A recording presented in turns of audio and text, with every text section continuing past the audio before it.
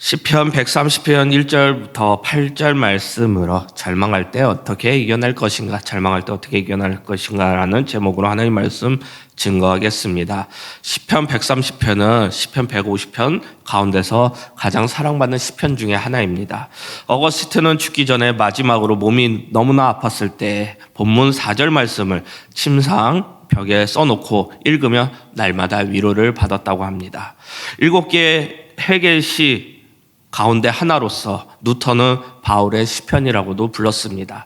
그리고 4절 중심으로 내가 깊은 곳에서 라는 찬송가 363장을 작사하기도 하였습니다.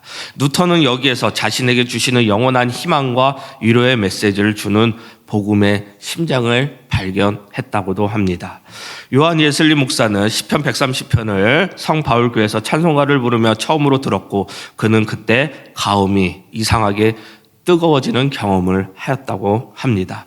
시편 130편의 기도는 그를 변화시키는 은혜를 경험하도록 준비시켜 주었고 후에 그의 생애에 변화되고 수많은 사람들을 주님께 인도하는 일을 하게 되었다고 합니다. 이 모든 것이 시편 130편이고 그중에 4절 말씀을 통해서라고 합니다. 그래서 다음에는 4절 말씀 중심으로 한번 설교를 준비하려고 합니다. 우리가 살아가는 동안 절망할 때가 있습니다. 내가 생각대로 돌아가지 않았을 때 우리의 기대가 깨지고 우리의 꿈이 좌절되고 답이 보이지 않고 길이 보이지 않을 때 우리는 절망하게 될 것입니다. 주로 어떤 것들이 있느냐? 병이 있을 것이고 실직이 있을 것이고 어떤 것을 상실하고 사고나고 파산되고 재난 등 여러 가지 경험들이 우리를 절망하게 만들 것입니다. 세상은 온실이 아니라 그래서 광야에 가깝다고 합니다. 광야에 휘몰아치는 폭풍이 우리의 삶에 몰려오기 때문입니다. 절망은 어느 순간 복병처럼 불쑥 나타납니다. 절망의 순간 우리는 너무나 연약해지고 두려움에 빠지게 된다는 것입니다. 인간은 절망과 고통을 피하고 싶지만 피할 수 없습니다. 절망의 순간이 올 때 그 고통과 어려움을 이겨내려고 완화시키는 일을 찾기도 합니다. 그러다 보면 약물이나 마약이나 술 같은 것에 의존하는 것이 우리의 모습들일 것입니다. 고통을 피하려고 했던 것들 때문에 더 수많은 고통을 겪는다는 것입니다. 절망으로도 벗어날 손쉬운 해결법은 없는 것 같습니다.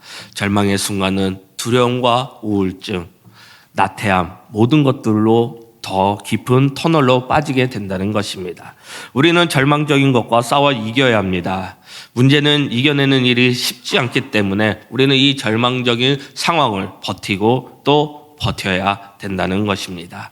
1절 말씀입니다. 여호와여 내가 깊은 곳에서 주께 부르짖었나이다. 시인은 이 시편의 저자는 절망적인 사회의 상황에 놓여 있음을 표현하고 있습니다. 그 단어는 깊은 곳이라는 것입니다. 깊은 곳은 아주 어둡고 암흑하고 무기력한 고통의 장소를 의미하는 것입니다. 깊은 수렁에 빠진 상태가 바로 깊은 곳입니다.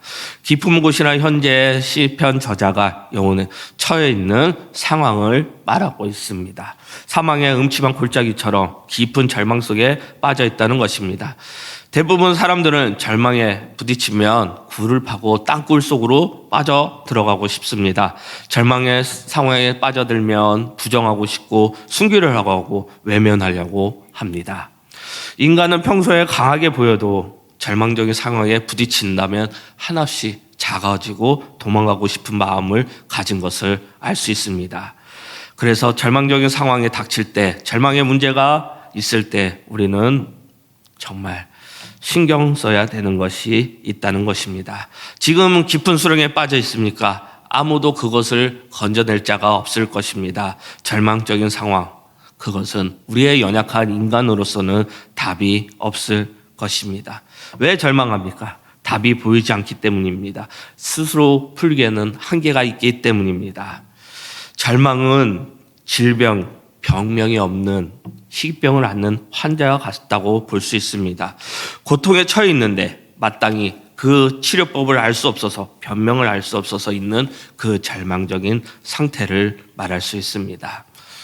때론 사람들은 말합니다. 절망의 순간에 낙관론 자들이 있다는 것입니다. 긍정의 힘을 발현합니다. 잘 되고 모든 것이 잘 된다고.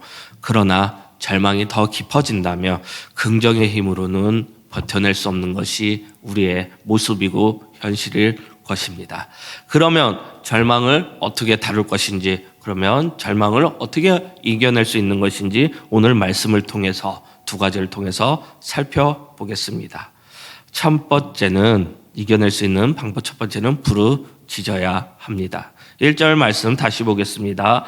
여호와여 내가 깊은 곳에서 주께 부르짖었나이다. 여호와여 내가 깊은 곳에서 주께 부르짖었나이다. 기도는 언제 시작됩니까? 인간의 편에 섰을 때 가장 절망적이고 어딜 가도 답이 없을 때 기도를 시작하게 된다는 것입니다. 기도를 배울 사람은 바다로 가라는 말이 있습니다. 거센 풍랑이 몰아치는 태풍 한가운데 있는 바다 한가운데 들어서면 나도 모르게 우리의 입에서는 기도가 터져 나온다는 것입니다. 요나는 다시스로 가는 배에서 기도하지 않았습니다. 배 지하 깊은 곳에서 잠에 골아 떨어졌습니다. 그러나 요나는 바다 깊은 곳에 던져져 물고기 뱃속에 있을 때는 간절하게 기도하고 있었습니다. 기도는 절망적인 현실에, 절망적인 세상에, 절망적인 삶에서 도피하는 것이 아닙니다. 우리는 그 절망을 끌어안고 하나님 앞에 나아가야 되고 부르짖어야 합니다. 절망 속에서는 기도가 짧습니다. 미사여구가 없습니다. 불필요한 수식어구도 붙지 않습니다. 정말 간절히 하나님 앞에 부르짖는 그 기도밖에 없다는 것입니다. 무리를 걷던 베드로가 물에 빠졌을 때 그 순간적으로 비명을 지르는 것처럼 우리는 기도해야 합니다. 주여 나를 구원하소서. 절망적인 상황에서 하나님을 찾습니다. 절망적인 상황보다 우리는 절망적인 상황이 있습니다. 그것은 바로 하나님을 찾지 않는 상태입니다. 하나님께 절망적인 상황에서 손 내밀만 하면 되는데 그렇게 하지 않기 때문에 더 절망적인 상태로 빠져든다는 것입니다. 생각해보면 절망은 결코 나쁜 것이 아닌 것 같습니다. 절망이 주는 유익이 무엇이냐? 그것은 우리가 절망에 빠졌을 때 하나님께 나아간다는 것입니다. 그래서 절망적인 상황에서 최고의 선택, 우리가 할 수 있는 것은 기도하는 것, 부르짖는 것입니다. 광야에는 길이 없다고 합니다. 폭풍우가 한번 몰아치며 모래바람이 그 길을 다 덮어버립니다. 광야에서 길을 잃으면 죽습니다. 이스라엘 백성들은 광야에서 하나님을 원망하고 불평을 쏟아내었습니다. 그들은 불과 열흘이면 걸을 수 있는 그 땅을 그 결과로 40년 동안 광야를 헤매게 되었습니다. 절망의 상황에 빠지게 된다면 인간의 시야는 한없이 좁아드는 것 같습니다. 그래서 나쁜 방법을 스스로 선택하고 결정하는 것 같습니다. 그러나 하나님께서는 광야에 길을 만드시는 분이시고 모든 문제의 답을 가지고 계신 분이십니다. 그렇기 때문에 길이 없어 보이는 광야에서 하나님께서는 천개의 길, 만개의 길을 만들 수 있다는 분입니다. 2절 말씀입니다. 주여 내 소리를 들으시며 나의 부르짖는 소리에 귀를 기울이소서. 시편 저자는 하나님께 자기의 간구하는 소리를 들어달라고 단도직입적으로 말하고 있습니다. 시편 저자는 하나님께서 자신의 기도, 말을 들어주실 것이며 확신하며 믿으며 이렇게 말을 하고 있는 것 같습니다. 시편 저자는 하나님이 도와주실 분으로 여기지 않는다면 처음부터 기도하지 않겠다는 것입니다. 그러므로 하나님께 부르짖기 위해, 간구하기 위해, 기도하기 위해서는 하나님에 대한 확실한 믿음이 있어야 됨을 말합니다. 믿음으로 출발하는 것입니다.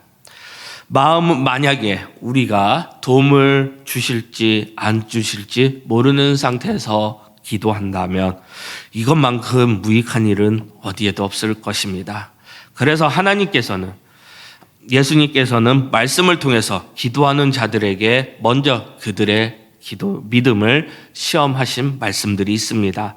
마태복음 8장 13절에 예수께서 백사장에게 이르시되 가라 내 믿은 대로 될지어다 하시니 그 즉시 하인이 나으리라. 마태복음 21장 22절 말씀입니다. 너희가 기도할 때에 무엇이든지 믿고 구하는 것은 다 받으리라 하시니라. 마가복음 9장 23절 말씀, 예수께서 이르시되 할 수 있거든이 무슨 말이냐, 믿는 자에게는 능히 하지 못할 일이 없느니라 하시니. 그러므로 우리의 믿음으로 기도하는 부르짖음, 간구의 자세를 가져야 할 것입니다. 마가복음 11장 24절, 그러므로 내가 너희에게 말하노니 무엇이든지 기도하고 구하는 것을 받은 줄로 믿으라. 그리하면 너희에게 그대로 되리라. 무엇이든지 기도하고 구하는 것을 받을 줄도 믿으라. 하나님께서는 기도를 들어주신다는 믿음을 가지고 있으라 합니다. 하나님은 응답하시는 하나님입니다. 그리고 그 응답을 행동하시는 하나님입니다. 구체적으로 개입하시고 일하시는 때가 되면 그 일을 완성하시는 분이 하나님이십니다. 하나님은 하나님의 행동을 멈추신 적이 없으시고 지금 우리의 삶에도 개입하여 주십니다. 하나님이 우리의 삶에 개입하면 반드시 달라지게 될 것입니다. 우리의 삶에 고난인들이, 고통이, 그리고 많은 어려움이 있다고 생각합니다. 그 생각하는 것처럼 하나님 또한 우리의 삶에서 역사하시고 우리와 동행하고 함께 하시는 분이시라는 것입니다. 고난만 있는 것이 아니라 하나님도 계십니다. 이 모든 것이 우리의 소망의 모습이 되어야 될 것입니다. 우리의 소망, 그것은 멀리 있지 않고 우리의 가까이 있는 것입니다. 빌립보서 4장 6절부터 7절 말씀, 아무것도 염려하지 말고 다만 모든 일에 기도와 간구로 너희 구할 것을 감사함으로 하나님께 아뢰라. 그리하면 모든 지각이에 뛰어난 하나님의 평강이 그리스도 예수 안에서 너희의 마음과 생각을 지키시리라. 불신자들에게는 오늘이라는 시간만 존재하는 것 같습니다. 왜 그렇게 이기적으로 존재하는지, 존재로 살아가는지, 내일을 생각하지 않고 천국 소망을 생각하지 않고 부활신앙을 생각하지 않는 것 같습니다. 그들에게는 내세가 존재 않고 내일에 대한 희망을 말하지 않는 것 같습니다. 이 세상은 단지 파라다이스만 있을 뿐이라고 꿈꾸고 살아가는 것 같습니다. 정말 그들에게는 현실이 절망적이고 불평만 가득한 세상일 것 같습니다. 하지만 우리의 하나님은 틀립니다. 소망의 하나님이고 우리의 소망을 주시며 우리의 부르짖음과 기도를 응답해 주시는 분이십니다. 하나님께 부르짖는 이유는 무엇입니까? 하나님의 우리의 유일한 소망이 되어 주시기 때문입니다. 하나님만이 우리의 절망을 해결해 주실 수 있는 유일한 분이십니다. 우리의 소망의 하나님이 되어 주신다는 것입니다. 우리 성도님들 어려움이 있습니까? 아까처럼 많은 것들 때문에 절망에 빠져 계십니까? 이길 수 있는 것, 소망의 하나님께 나아가 기도하는 것이고 부르짖는 것이고 간구하는 것입니다. 해보시기 바랍니다. 하나님께 나아가시기 바랍니다. 기도의 방법과 형식은 없습니다. 하나님을 찾는 것, 그것이 기도입니다. 두 번째입니다.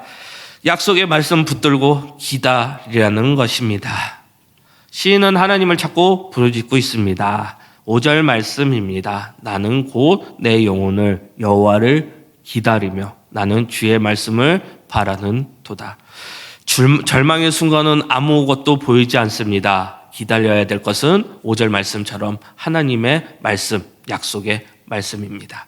하나님을 기다리는 것과 말씀을 기다리는 것은 같습니다. 절망한 시간에 우리는 광야에 있는 것처럼 길을 잃은 상태입니다. 방법도 없고 길도 없는 상태.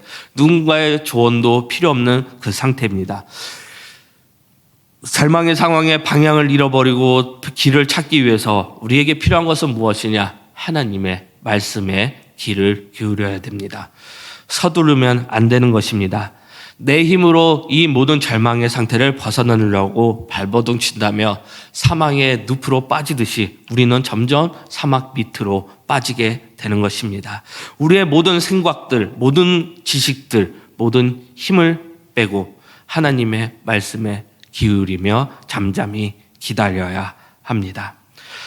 반드시 기다릴 만한 가치가 있는 것이 하나님의 말씀입니다. 기다리는 자에게 하나님의 말씀을 주실 것이며 그 말씀 안에 답이 있을 것입니다.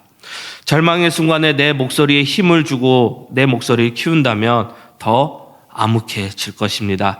희망을 우리에게서 찾으려고 하며 반드시 실패할 것입니다. 답답한 상황, 절망적인 상황 속에서 이상한 철학이나 신념, 지식, 생각들을 내려놓으시고 하나님의 말씀, 약속의 말씀만 붙드시기 바랍니다.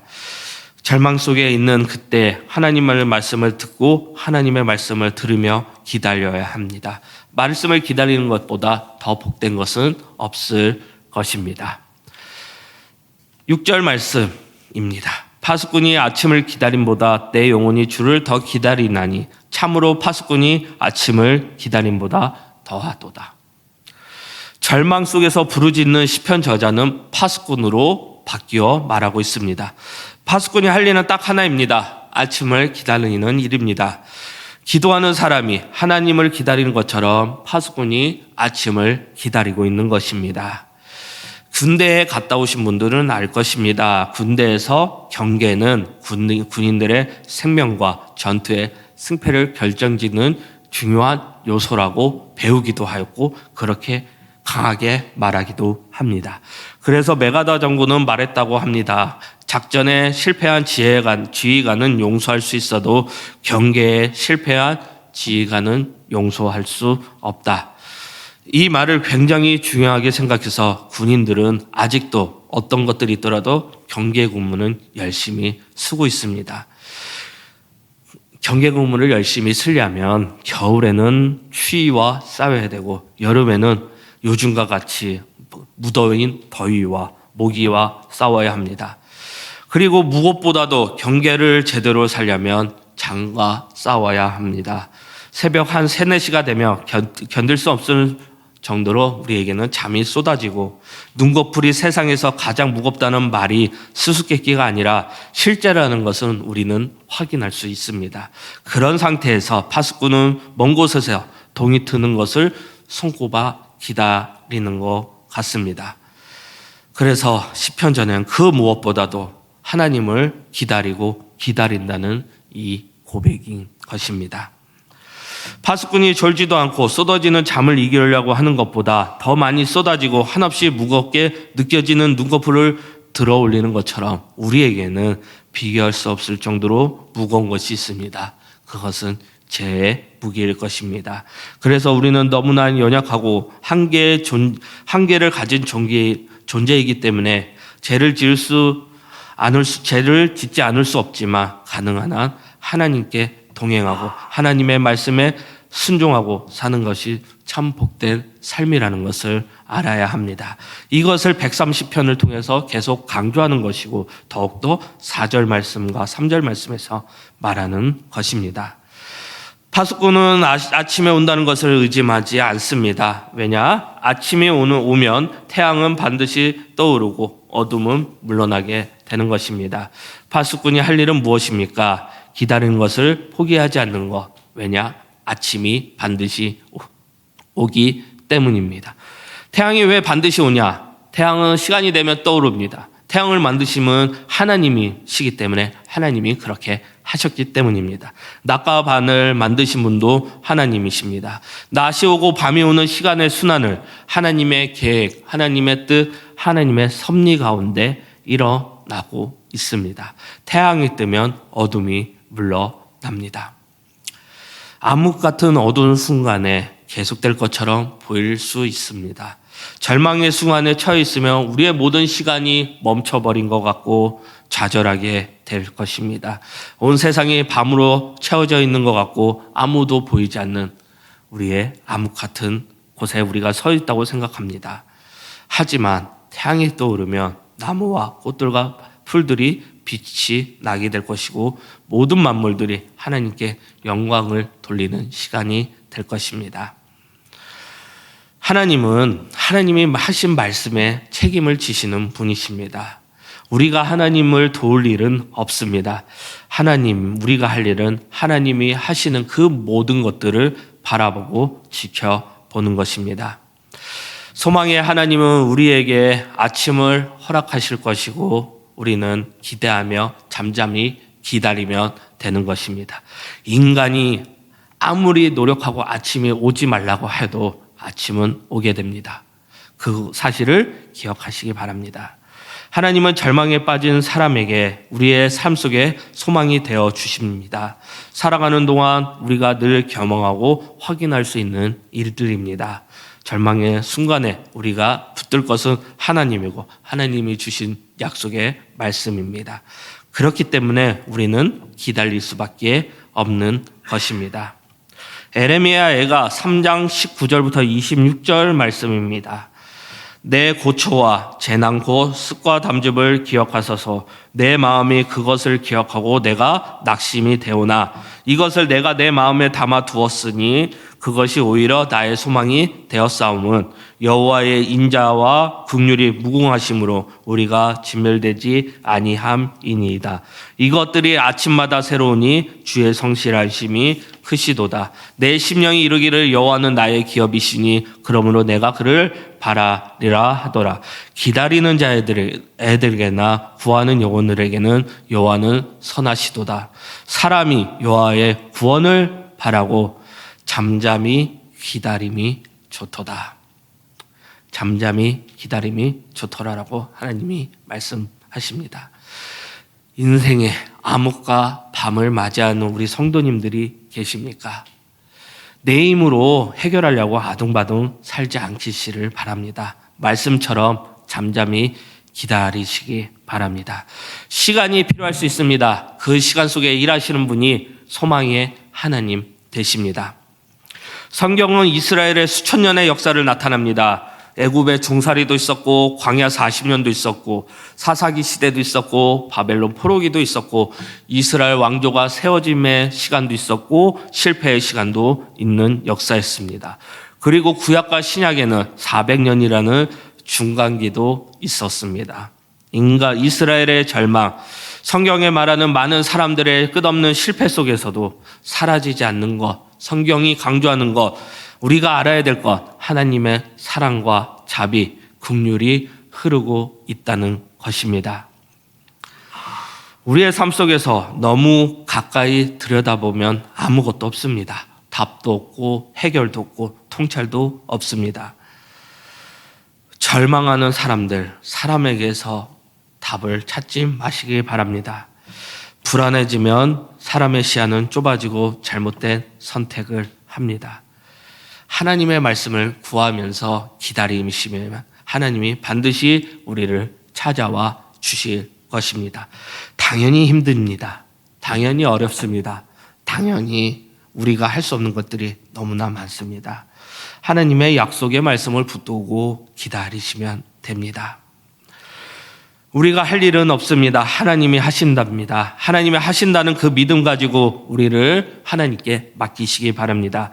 내가 죽고 싶어서 죽는 것이 아닙니다.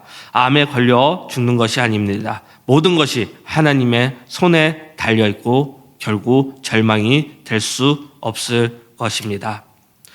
절망의 순간 우리가 배워야 될 것은 단 하나, 소망의 하나님, 그리고 그 약속의 말씀을 믿으며 기다리며 잠잠히 기다리면 되는 것입니다. 기다림의 비결이 있습니다. 우리가 기다림이 어려운 이유는 약속의 말씀을 붙잡지 못해서이기 때문입니다.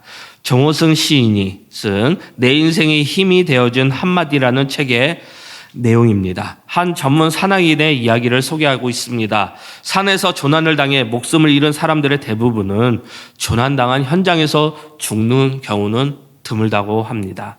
마을 가까이 내려와서 죽는 경우가 많다고 하는 것입니다. 물론 이 사람들이 자기가 마을 근처에 내려왔다는 사실을 알지 못했기 때문에 산속에 헤매다가 사람들이 이렇게 말합니다. 이제는 도저히 안 되겠다. 더 이상 희망이 없다라고 생각하고 모든 것을 포기하고 죽음을 맞이하게 된다는 것입니다. 만약에 자신이 마을에 가까이 내려왔다는 사실을 알게 된다면 결코 죽지 않을 것이라는 말입니다. 그래서 전문 사냥인들은 조난당한 사람들에게 이렇게 말하고 싶다고 합니다. 조난을 당해서 버티다가 이제 마지막으로 느꼈을 때 30분만 더 버텨라. 이 버티는 것, 그것이 중요하다는 것입니다.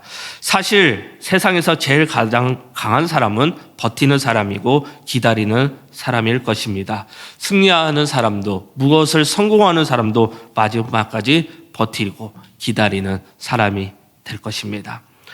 버틴다는 것은 너무나 어려운 일입니다. 무엇이 우리를 버티게 만들 것입니까? 희망이 없고 절망이 없는 우리의 상황에 기다릴 수 있는 것은 무엇입니까? 바로 약속의 말씀일 것입니다. 하박국서 2장 3절 말씀입니다. 이 묵시는 정한 때가 있나니 그 종말이 속히 이르겠고 결코 거릇되지 아니하리라. 비록 더딜지라도 기다리라. 지체하지 않고 반드시 응하리라. 하나님의 약속의 말씀, 더딜지라도 기다리라는 것입니다. 하나님의 약속이 반드시 이루어질 것이니 비록 시간이 걸릴지라도 이 약속을 붙들고 기다리라는 말씀입니다. 하나님의 약속이 주어졌으니 우리는 약속이 이루어질 때까지, 우리가 절망을 그리고 해답을 찾을 때까지 더딜지라도 기다리면 되는 것입니다. 나에게 주어진 하나님의 약속의 말씀을 붙드는 사람은 기다림의 시간을 감당할 수 있을 것입니다. 히브리서 10장 23절 말씀, 또 약속하신 이는 미쁘시나니 우리가 믿는 돌의 소망을 움직이지 말며 굳게 잡고. 디모데 전서 6장 17절 말씀, 내가 이 시대의 부한 자들을 명하여 마음을 놓이지 말고 정함이 없는 재물의 소망에 두지 말고 오직 우리에게 모든 것을 후히 주사 누리게 하시는 하나님께 두며. 로마서 15장 13절 말씀, 소망의 하나님이 모든 기쁨과 평강 믿음 안에서 너에게 충만하게 하사 성령의 능력으로 소망이 넘치게 하시기를 원하노라. 이 세 가지 말씀이 무엇입니까? 소망을 하나님께 두고 약속의 말씀, 이 말씀을 붙들며 기다리라는 것입니다. 우리가 어려울수록, 절망에 빠질수록 하늘 소망 붙들고 더딜지라도 기다리라는 말씀 붙들고 우리는 흔들리지 않고 이 땅 가운데 살아가면 됩니다. 이 세상에는 소망이 없습니다. 소망의 하나님만이 우리의 답이고 해결책입니다. 소망이 넘치는 곳에는 절망이 있을 수 없습니다. 우리가 할 일, 절망에 빠져내고 그 절망을 이겨낼 일은 더딜지라도 기다리라 하는 하박국 선지자의 말씀처럼 우리는 하나님을 기다리며 약속의 말씀 붙들고 살아가면 되는 것입니다. 말씀 마무리하겠습니다. 7절 말씀, 이스라엘아 여호와를 바랄지어다. 여호와께서 인자하심과 풍성한 속량이 있음이라. 하나님을 바라보는 자들에게 인자하심과 풍성한 속량이 있다고 합니다. 하나님은 믿음과 간절한 소망을 갖고 있는 우리 성도님들에게 풍성한 은혜를 주신다고 약속하셨습니다. 우리가 절망 속에 있습니까? 부르짖기 바랍니다. 그리고 약속의 말씀 붙들고 기다리시기 바랍니다. 그러면 하나님께서 반드시 풍성한 은혜를 내려주신다고 약속하십니다. 소망의 하나님이 우리의 답이십니다. 우리는 소망의 하나님을 바라보고 우리가 살아가는 하나님이 주신 사명, 부르심 모든 것을 충실하게 충성스럽게 살아가면 됩니다. 내 신앙을 잘 살펴보시기 바랍니다. 하나님이 주시는 것들이 있습니다. 약속의 말씀 붙들고 기도하면서 살아가시기 바랍니다. 우리 가정에, 나 자신의, 우리 교회의 희망, 바로 우리가 기도하면 되는 것이고 약속의 말씀 붙들면 되는 것입니다. 이 절망의 시대, 이 절망을 걷어내는 분은 하나님이십니다. 그렇기 때문에 우리는 절망의 순간에 이겨낼 방법은 하나님 앞에 나와 부르짖는 것이고 소망의 하나님을 바라보며 하나님이 주시는 말씀 붙들고 포기하지 않고 승리하며 하루하루를 살아가면 되는 것입니다. 부르짖으며 약속의 말씀 붙들며 기다리며 살아가는 우리 홍대서교회 성도님들이 되시기를 축복합니다. 그리고 예수 그리스도의 모든 은혜가 함께하기를 기도하겠습니다. 말씀 생각하시면서 시편 40편 말씀 찬양 부르겠습니다.